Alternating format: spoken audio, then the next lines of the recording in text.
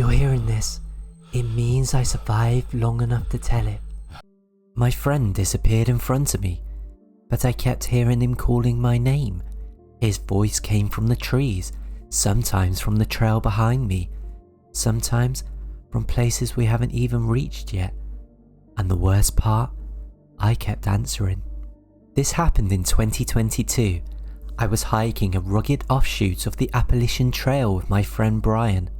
We were 2.5 days into a 6-day trip between Hot Springs and Irwin, Tennessee. We weren't hardcore survivalists or anything, but we'd done a dozen trails together, and this one was just remote enough to be exciting. Everything was smooth the first 2 days, clear weather, perfect elevation, and no other hikers in sight. We reached a plateau and set up camp by a ridge. It was quiet, real quiet, but that's what I liked. We made freeze-dried chili, cracked a beer each, and watched the stars appear in dead silence. Just before crashing, Brian looked at me and said, "Hey, don't freak out. If anything happens out here, don't follow voices, even if it sounds like me." I laughed. "What, like banshees?" "No, it's a thing around here," he said. "Mimics. People say there's something in the woods that repeat the last words of whoever it took." I rolled my eyes and called him an idiot. He didn't laugh. The next day we passed through a winding switchback trail covered in fallen leaves and sharp descents. The trees got denser, light got thinner. Around 2 p.m, Brian's compass stopped working. Mine too. I joked about magnetic rocks, but it didn't feel funny. We stopped to eat, and I realised we haven't seen a single trail marker in miles. Brian swore he saw a blaze about 50 yards ahead, so he pushed on while I sat and checked the map. That was the last time I saw him. I yelled for him 5 minutes later. No response. I clicked the walkie. Nothing. I kept walking. 20 minutes, 30. Still, no Brian. And then I heard it. "Connor." His voice, exactly his voice, from about 40 feet off trail, too far to see. "I'm over here." Relief flooded me. I called back. No response. "Brian, I hear you. Where are you?" "Over here," he said again. Same tone, same exact phrasing, over and over. I froze. There was something wrong with it. The cadence, the repetition. He didn't say anything else, just, "Connor, I'm over here." Every 30 seconds, and then it came from the other side of the ridge. "Connor, I'm over here." I ran, not towards it, away, straight back down the trail, or what I hoped was the trail. My GPS was glitching, there was no signal, and the compass spun like a toy. I kept hearing his voice. "Connor, over here." Sometimes behind me, sometimes in front, sometimes both at once. I passed a tree with scratch marks on the bark, long ones, fresh. No claw marks, more like carvings. And when I stopped to check the map again, something brushed the back of my neck. I spun around. No one was there. And then the walkie clicked. "Connor, help me." The voice cracked. "It's not me." And then silence. I didn't sleep that night. I found a clearing and built a fire too high for backcountry standards. I didn't care. Around 2 a.m, the walkie clicked again. "Connor." It was my voice, recorded, repeating what I yelled earlier in the day. "Brian, I hear you. Where are you?" Then came a low clicking noise, and then static. Then Brian's voice, quieter, trembling. "Don't talk back to it. Don't answer it. It learns." I was found 2 days later by a local SAR unit. I had wandered 12 miles off trail. They didn't find Brian. Not a trace. Not even his pack. I gave my report. I left out the mimic part. They wouldn't believe me anyway. But one of the rescuers, an older guy, pulled me aside afterwards He asked where I heard the voice. I told him. He nodded slowly. Same place another hiker went missing 2 years ago. That guy was calling for his wife over the walkie. For hours. She was already dead. 3 weeks later, a box arrived at my apartment. No return address. Inside was Brian's walkie. Still on. Still charged. Still whispering. Over here. If you're hearing this, it means I survived long enough to tell it. But sometimes, when I drive near forest, the walkie in my glove box starts crackling, even when it's turned off. And sometimes, the voice that comes through is mine. If you made it this far, maybe you're not like the others. Hit subscribe and I'll keep the stories coming. If you're hearing this, it means I survived long enough to tell it. At 2:16 AM, something tapped on our tent. At 2:18, it slowly unzipped the door, but there was no one there, just claw marks in the dirt and a shoe, still warm. This happened in July 2020, peak summer, peak isolation. 3 of us were hiking a lesser known leg of the Appalachian Trail near Rowan Mountain, Tennessee. Me, my cousin Josh, and his friend Brandon. We were taking a 5-day loop with limited access points, no shelters, tent only. The second night, we pitched a camp on a small plateau with a view of the ridgeline.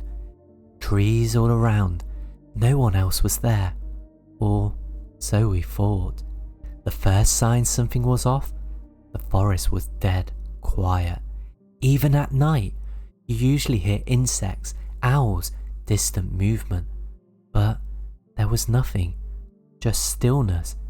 Josh joked about wendigos, trying to lighten the mood, but Brandon, who grew up nearby, went quiet. My granddad used to say if the woods go quiet, something's already watching. At 2:16 AM, something tapped on our tent. 1 light knock, then 2 more, then a slow slide like a hand brushing fabric. I jolted up and looked at Josh. He was awake, so was Brandon.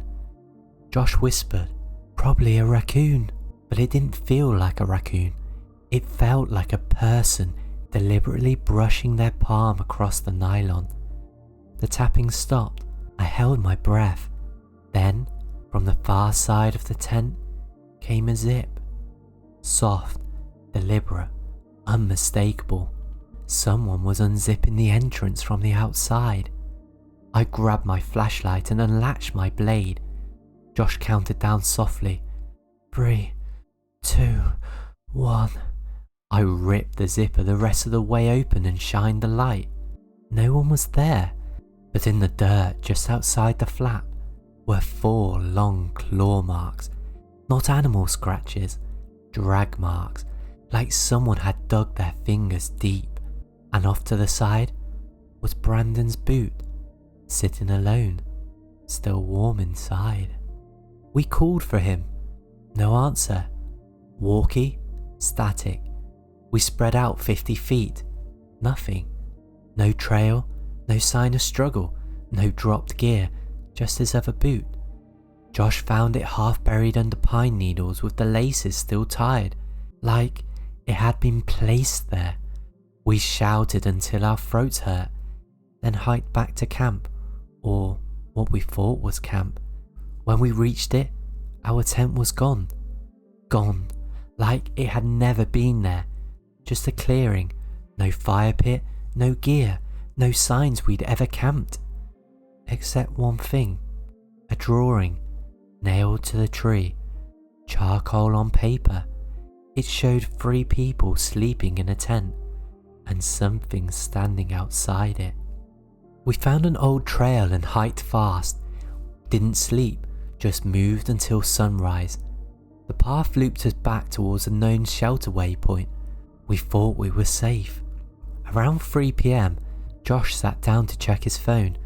He'd been recording audio overnight, a habit of his since a bear encounter years earlier. We played the clip from 2:16 AM. The first tap came at 2:16:08. The brushing came at 2:16:41. At 2:18:02, the zipper started sliding. Then, silence for 11 seconds. Then, a sound. Not footsteps, not a voice.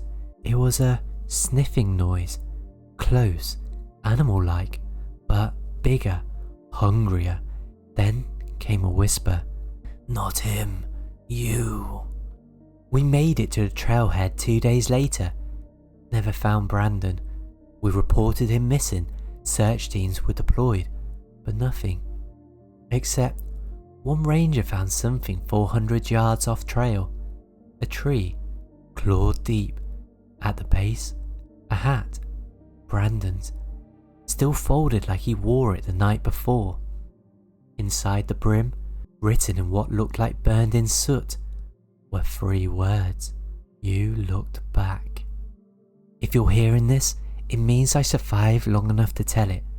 I still don't know what was out there, but sometimes, when I camp near tree lines, I hear 2 taps on the tent, then silence, then my own voice saying, "Not him, you." If you made it this far, maybe you're not like the others. Hit subscribe and I'll keep the stories coming. We were 14 miles into the trail when we found a cabin with the lights on.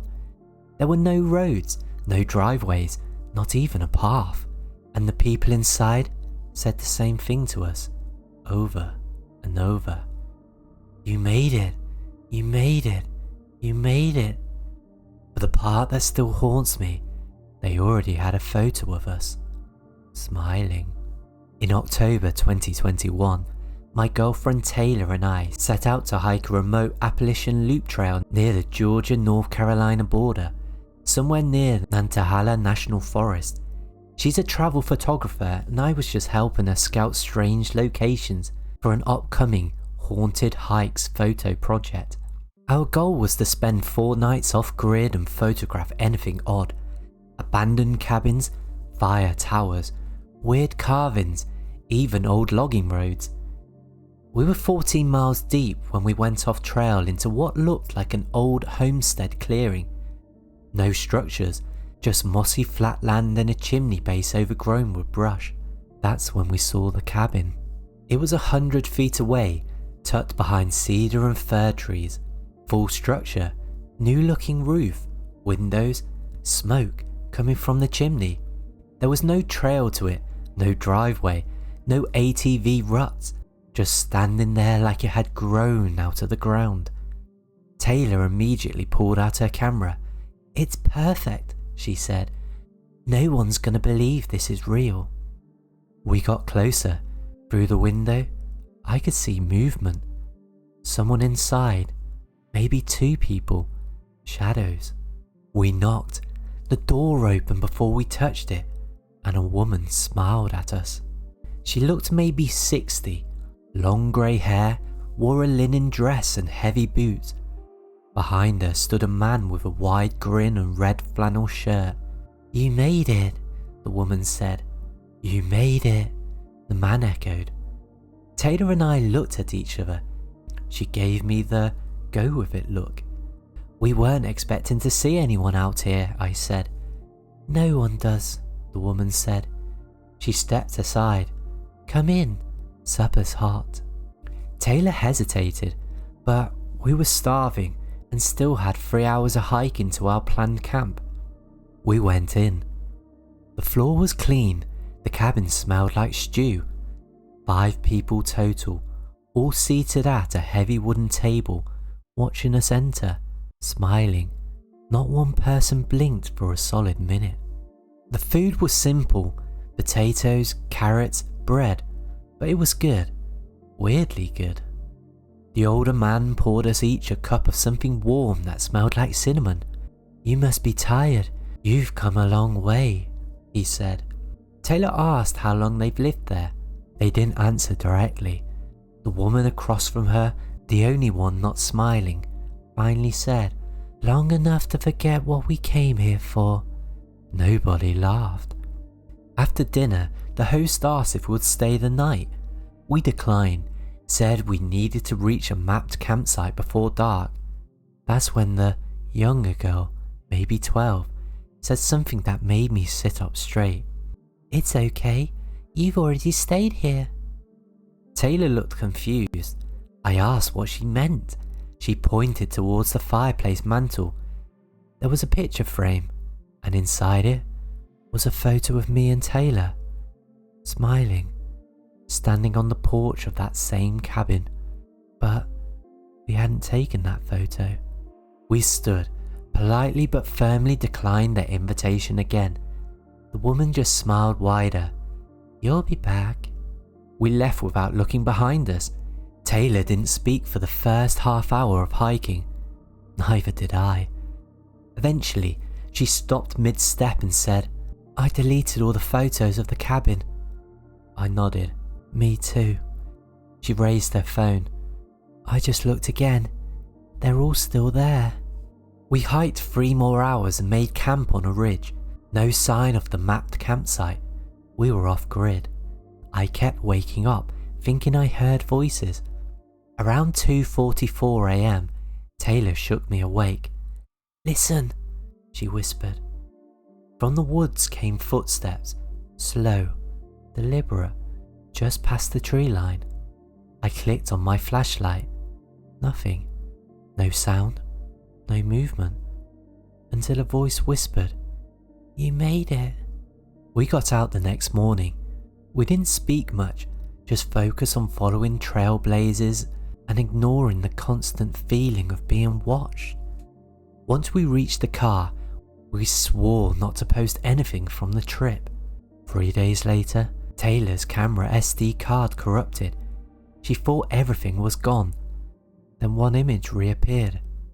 It was the cabin, taken from above, like a drone shot, showing us on the porch, smiling, waving, except we never owned a drone, and we never waved. If you're hearing this, it means I survived long enough to tell it. We've spoken to each other about what happened that night, but sometimes I dream of that cabin, of the people smiling, of the photo on the mantel, and the last time I woke up, I had mud on my boots.